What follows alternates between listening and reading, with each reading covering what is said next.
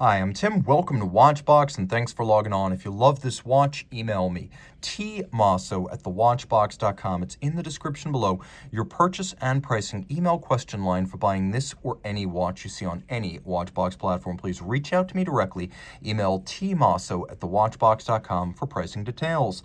Today, we're discussing one of my favorite watches from Moser Cie of Schaffhausen. Launched in 2019, this is the Heritage Tourbillon Funky Blue, and it is all of those things from the Heritage model line, a Funky Blue fumé dial, and a tourbillon complication. It is a surprisingly wearable watch in stainless steel. 42 millimeters in diameter, the watch measures a svelte 11.2 millimeters thick. It's easy to wear this automatic tourbillon. 48 millimeters from lug to lug. It has a nice modern and broad 22 millimeter spacing between the lugs. Now, on my wrist of 16 centimeters circumference, it wears beautifully. I could see this watch wearing well on a wrist as small as 14 centimeters because you can see how much space I've got on each side. The lugs are nowhere near the edge. This is like wearing a wire lug Radiomir. The case really is the size. So this is almost a 42 millimeter round watch. The lugs are there to drape the strap over the edge of your wrist, and it's thin with a domed bezel and basically an 11 millimeter thickness. It slides underneath the cuff, so if you want to wear it with formal attire and tight sleeves, that's not a problem. Again, my wrist was 16 centimeters if you want to go back and take a look. The strap is Kudu leather. You can see this is the Kudu leather. It has a velvety, almost suede texture. You can see it's minimally tanned with the marks and features of the original hide still visible. We have a sort of ecru coloration about the strap. There's a contrasting binding stitch. You can see calfskin on the bottom, and it is a brand new Moser factory strap. And we have a Moser factory buckle. You can appreciate the detail that Moser lavishes on watches with a lovely engraved logo and a combination of polish and satin. You can see that the buckle top is satinated and the pin is polished, and then there's a bevel that runs all the way around. It is very good looking.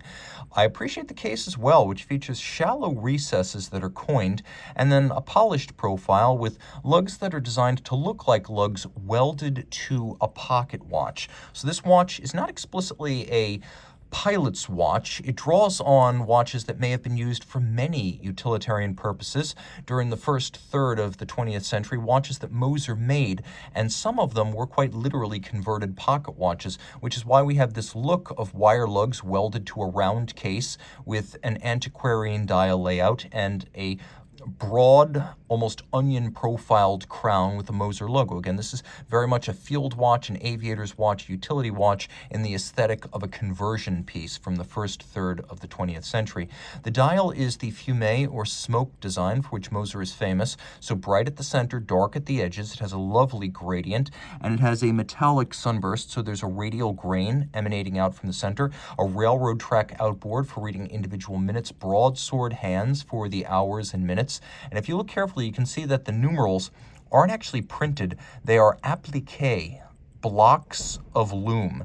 And you can also see that there's a very subtle texture to the lacquering on this fumé dial. It's beautifully crafted. Let's take a look at the loom shot. One of my favorite features of this watch, and the Heritage Center second, is how well loomed it is. And because we have those blocks of loom on the dial, camera's having trouble picking it up, but they have a wonderful three-dimensional quality because they stand proud of the dial surface. Now, the tourbillon. We need to talk about this tourbillon because it is no mean pirouetting regulator. This is a flying tourbillon, so there is no upper bridge to block your view. It is a 1-minute tourbillon, making a circuit every 60 seconds. It beats away at 6 beats per second, but that is not what sets it apart. It is the double hairspring architecture. You can see 2 stud holders, 180 degrees out of phase, both flat hairsprings, equal and opposite in orientation. So when one, due to the effects of gravity, is speeding up, the other, by an equal and opposite margin, will slow down. So in any position, it will instantaneously even out the effects of gravity. So we have the tourbillon for traditional reasons, and every once in a while, even a wristwatch tourbillon will cancel out the effects of gravity on timing a bit. But if you really want to guard against the effects of gravity, you go with a multi-axial tourbillon, an overcoil, or this, which is the ultimate solution, 2 hairsprings, both attached to the balance, 180 degrees apart. Now, if you look carefully, you can see that the tourbillon cage is the best finished part of this movement. It's a little bit difficult to get close and maintain resolution, but we have a combination of black polish, satination, and mirror beveling, and the elements below the upper part of the tourbillon cage are just as handsomely finished. Now, taking a look at the reverse side, you can see this is HMC 804. Moser makes its own movements, but it also makes the tough parts. The balance, the hairspring, the lever, and the escape wheel, they make all of those in-house. So this caliber HMC 804 is all in-house Moser, not just the bridges and plates. You can see we have double-crested Côte de Genève. We have a barrel arbor set in a golden chaton, fixed by screws. All screw heads are black polished. You can see the underside of the tourbillon bridge is satinated, and then its edges have been beveled. We also have bevels, albeit machined but hand finished on the edge of these bridges. We have a satinated crown wheel core with polished crown wheel teeth and a black polished click.